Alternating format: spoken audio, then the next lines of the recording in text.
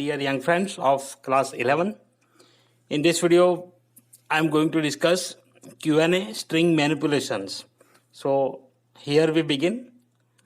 So in this video, you will get objective type questions from this topic. So before starting this video, I would like to recommend you that if you have not subscribed my channel yet, subscribe the channel and press the bell notification icon.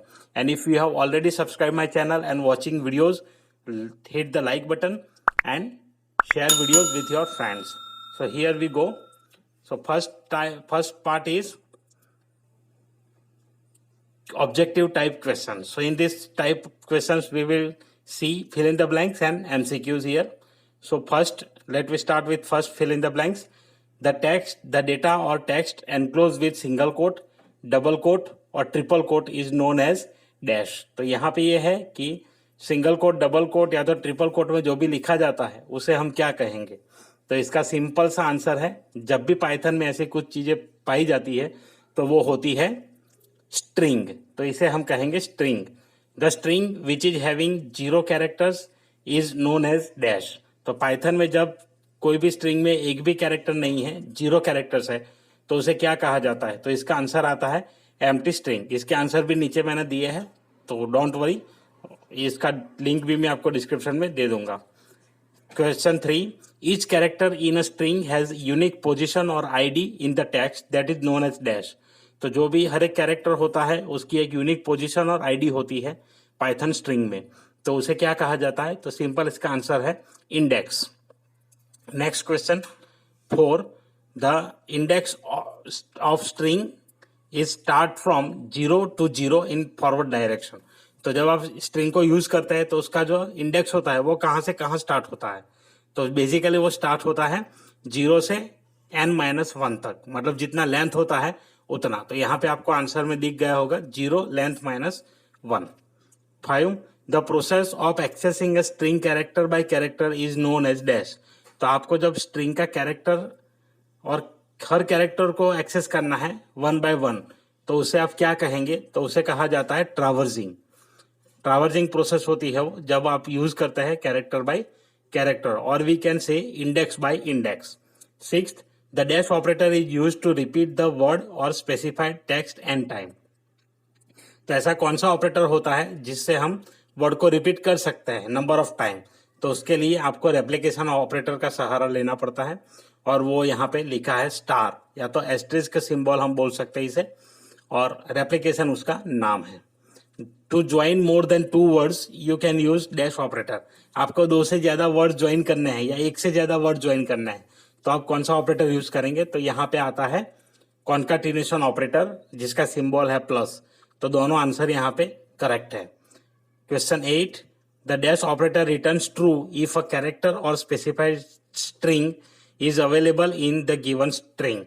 तो जो string आप specify करते हैं वो अगर available है तो उसे ट्रू बताएगा, अदरवाइज फॉल्स बताएगा. तो ऐसा कौन सा ऑपरेटर है. तो ये ऑपरेटर है in operator. The dash and dash operators are membership operators. तो यहाँ पे सिंपल आंसर है in and not in. Question 10, to reverse a string using string slice dash is an easy way to do so. आपको अगर string slice करना है तो सबसे इजी कौन सा होगा, रिवर्स स्ट्रिंग करना है यूजिंग स्लाइस.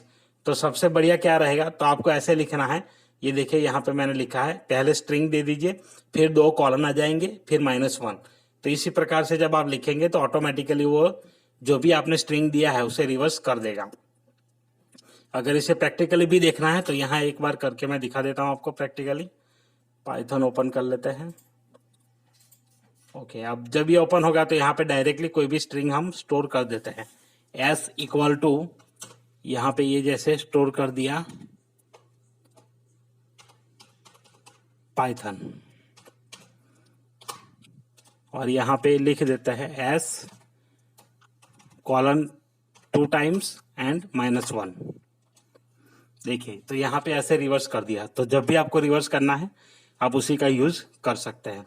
उसके बाद यहाँ पे देखिए the next section of Q&A string manipulation in Python class 11 MCQs.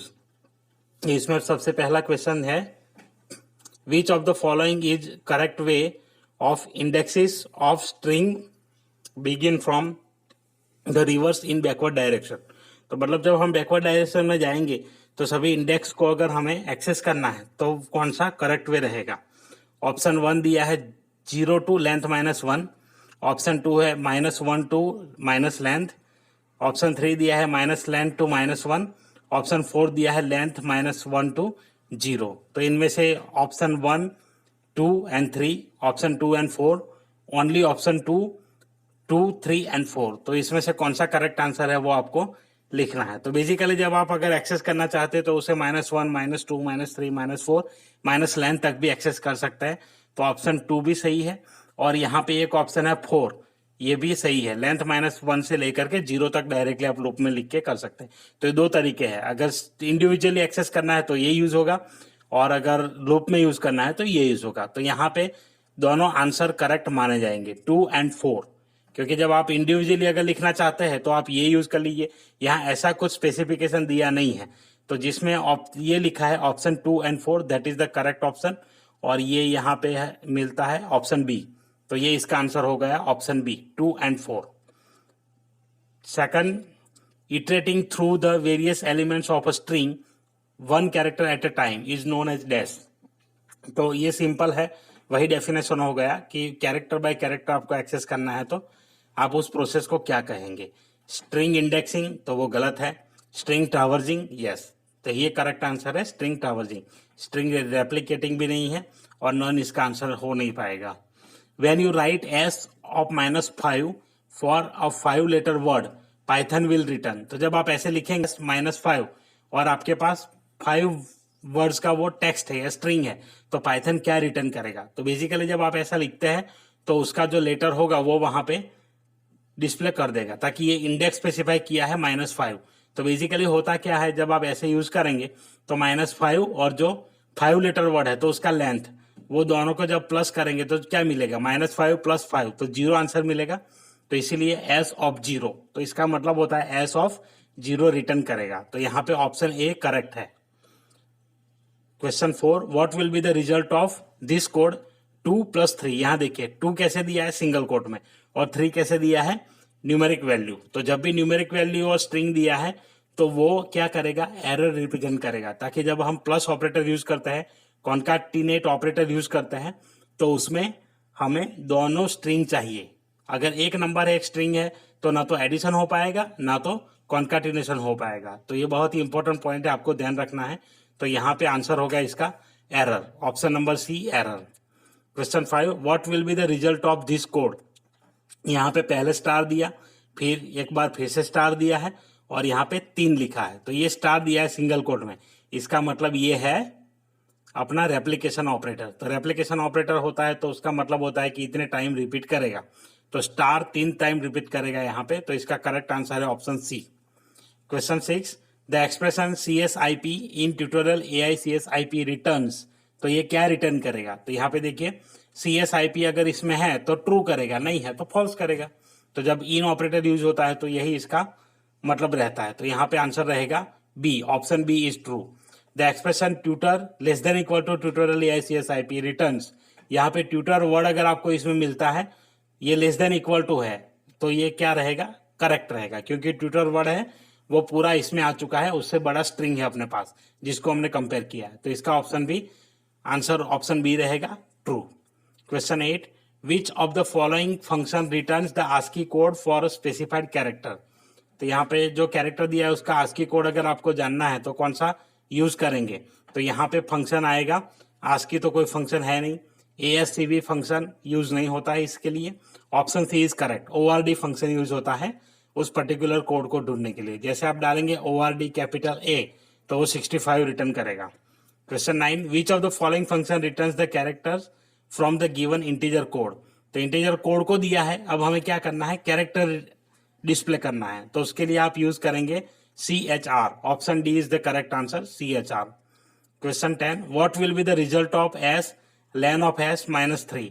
तो len में s पैरामीटर कर दिया -3 ऐसे लिखा है, तो आउटपुट इसका क्या रहेगा। तो इसका आउटपुट बेसिकली कुछ नहीं आएगा, ताकि जब आप स्लाइसिंग करते हो तो आपको प्योरली यहाँ नंबर डालने हैं, कोई फंक्शन वगैरह आप लिख नहीं सकते, तो वो एक एरर हो जाता है।